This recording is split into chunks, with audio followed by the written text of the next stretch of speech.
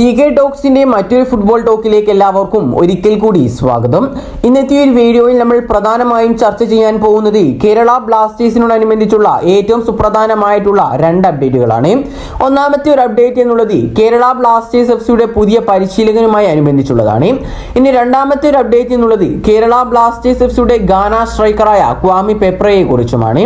അപ്പോൾ ഏതായാലും വിശദമായ വീഡിയോയിലോട്ട് കടക്കുന്നതിന് മുമ്പായിട്ട് നിങ്ങൾ ഇതുവരെ ഈ ചാനൽ സബ്സ്ക്രൈബ് ചെയ്തിട്ടില്ല എങ്കിൽ ഇതുപോലുള്ള കൂടുതൽ ബ്ലാസ്റ്റേഴ്സ് വാർത്തകൾ അറിയുവാൻ വേണ്ടി ഈ ചാനൽ എല്ലാവരും ഒന്ന് സബ്സ്ക്രൈബ് ചെയ്ത് ബെല്ലൈക്കൻ എനേബിൾ ചെയ്തു വെക്കുവാൻ ശ്രമിക്കുക. നമുക്കറിയാം, ഈ ISLന്റെ 10ാം സീസൺ കഴിഞ്ഞതോടുകൂടി കേരള ബ്ലാസ്റ്റേഴ്സ് എഫ്സി വിട്ടുപോയിട്ടുണ്ടായിരുന്നു ഇവാൻ വുക്കോമാനോവിച്ച് എന്ന മലയാളികളുടെ എല്ലാവരുടെയും അഥവാ ബ്ലാസ്റ്റേഴ്സ് ആരാധകരുടെ എല്ലാവരുടെയും ആശാൻ.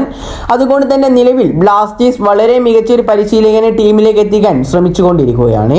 ഇപ്പോൾ നിലവിൽ ഏതായാലും ഇന്ന് രാവിലത്തെ മലയാള മനോരമ പത്രത്തിൽ ബ്ലാസ്റ്റേഴ്സിനോടനുബന്ധിച്ചുള്ള കുറച്ച് അപ്ഡേറ്റുകൾ അവർ പുറത്തേക്ക് വിട്ടിട്ടുണ്ട്. നമുക്കറിയാം, ബ്ലാസ്റ്റേഴ്സിന്റെ ഒരു മീഡിയ പാർട്ട്ണർ കൂടിയാണ് മലയാള മനോരമ. അതുകൊണ്ട് തന്നെ വളരെ ട്രസ്റ്റബിൾ ആയിട്ടുള്ള റിപ്പോർട്ടുകൾ മാത്രമാണ് മനോരമ പുറത്തേക്ക് വിടുകയുള്ളൂ. ഏതായാലും ബ്ലാസ്റ്റേഴ്സിന്റെ പുതിയ പരിശീലകനോടനുബന്ധിച്ചുകൊണ്ട് മലയാള മനോരമ പുറത്തേക്ക് വിട്ട റിപ്പോർട്ടിലേക്ക് നമുക്കൊന്ന് കടക്കാം. പരിശീലക സ്ഥാനം ഒഴിഞ്ഞു മാറിയ ഇവാൻ വുക്കോമാനോവിച്ചിന് പകരമായി കൊണ്ട് നിലവിൽ കേരള ബ്ലാസ്റ്റേഴ്സ് എഫ്സി അന്വേഷിച്ചുകൊണ്ടിരിക്കുന്നത് ഒരു യൂറോപ്യൻ പരിശീലകനെയാണ്.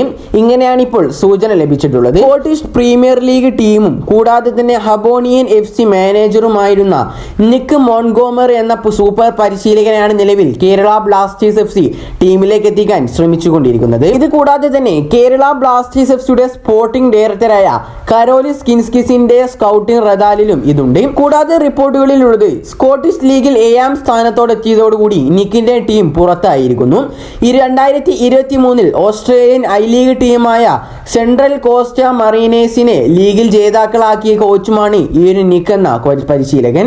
ഏതായാലും മനോരമയുടെ റിപ്പോർട്ടുകളിൽ നിന്ന് നമുക്ക് ഇതെല്ലാമാണ് അറിയാൻ സാധിച്ചിട്ടുള്ളത്. ചുരുക്കി പറയുകയാണെങ്കിൽ ഒരു സ്കോട്ടിഷ് സൂപ്പർ പരിശീലകൻ മോൺഗോമറിനെയാണ് നിലവിൽ കേരള ബ്ലാസ്റ്റേഴ്സ് എഫ്സി ടീമിലേക്ക് എത്തിക്കാൻ ശ്രമിക്കുന്നത് എന്നാണ് നമുക്ക് അറിയാൻ സാധിച്ചിട്ടുള്ളത്. പക്ഷേ എൻ്റെ ഒരു അഭിപ്രായം വെച്ച് പറയുകയാണെങ്കിൽ ഇനി വരുന്ന പരിശീലകൻ ഇവാൻ വുക്കോമാനോവിച്ചിന്റെ അത്രയും ബ്ലാസ്റ്റേഴ്സ് ആരാധകരുടെ നെഞ്ചിൽ ഇടം നേടാനാവുക എന്ന് നമുക്ക് ഉറപ്പിക്കാനൊന്നും സാധിക്കുകയില്ല. കാരണം ഇവാൻ വുക്കോമാനോവിച്ച് എന്ന പരിശീലകൻ അത്രയധികം മലയാളികളുടെ ഹൃദയത്തിൽ തറിച്ച ഒരു പരിശീലകൻ തന്നെയായിരുന്നു.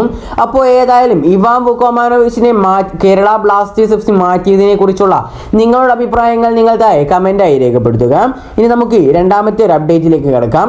നമുക്കറിയാം, ഈ ഒരു ISLന്റെ അഥവാ കഴിഞ്ഞ ISLന്റെ 10ാമത്തെ സീസണിൽ പകുതിയോളം തന്നെ ബ്ലാസ്റ്റേഴ്സിന്റെ സൂപ്പർ താരമായ അഥവാ സ്ട്രൈക്കർ ആയിരുന്ന ഗാന താരമായ ക്വാമി പെപ്രക്ക് പരിക്ക് കാരണം കളിക്കാൻ സാധിച്ചിട്ടുണ്ടായിരുന്നില്ല. അതിനോടകം തന്നെ നിലവിൽ എല്ലാ ബ്ലാസ്റ്റേഴ്സ് ആരാധകരുടെ ഒരു സംശയമാണ് അടുത്ത ISLന്റെ 11ാമത്തെ സീസണിൽ കേരള ബ്ലാസ്റ്റേഴ്സ് എഫ്സിക്ക് വേണ്ടിയിട്ട് ഗാന സ്ട്രൈക്കറായ ക്വാമി പെപ്ര പന്ത് തട്ടുമോ ഇല്ലയോ എന്നുള്ളത്. അപ്പോൾ ഏതായാലും ഇതിനോടനുബന്ധിച്ചുകൊണ്ടും ഇപ്പോൾ മനോരമ ഒരു റിപ്പോർട്ട് പുറത്തേക്ക് വിട്ടിട്ടുണ്ട്.